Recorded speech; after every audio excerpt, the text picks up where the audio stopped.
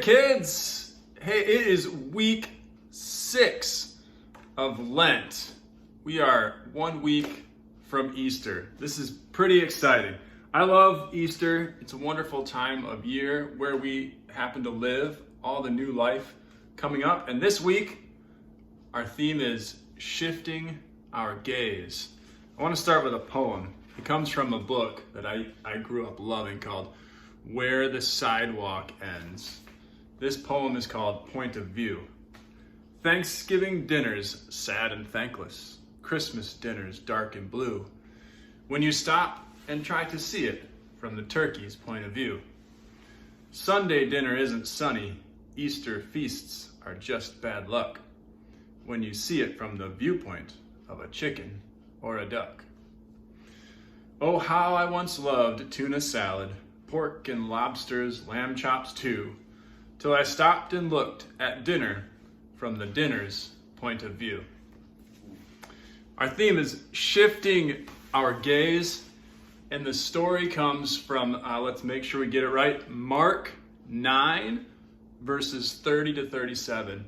And I hope you'll read the story. In the story, Jesus is talking to his disciples, and they're arguing. They often would argue about different things. In this case, I believe, arguing about who is greatest and who is best in God's kingdom.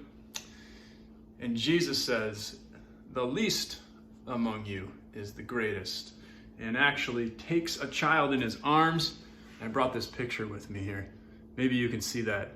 It's a picture of when Ben was little and Megan holding him in his arms. Just imagine Jesus picking up a baby and holding him in his arms and saying, this is the example of what the greatest in my kingdom looks like.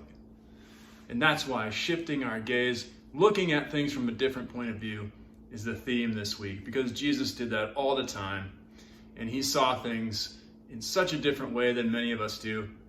And I think it's a great example for us in our world to not always look at things the way we always do or often do, but to look at how Jesus looked at things and shift our gaze, change our point of view, and see what new things we see.